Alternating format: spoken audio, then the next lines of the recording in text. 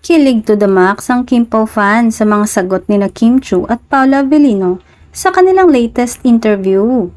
Sa panayam ni MJ Felipe sa dalawa na mapapanood sa YouTube channel ng ABS-CBN News, bagamat wala silang direktang pahayag na sila na, nahuhuli naman sa mga sagot nila ang kanilang nararamdaman sa isa't isa.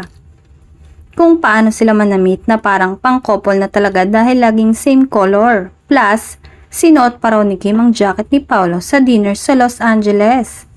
Sabi ni MJ, baka jowa coded na. Sagot ni Kim, grabe naman, ipagnunovena ko yan. Sabay tawa ulit. Pati si Paolo ay natawa rin at hindi nakapagsalita.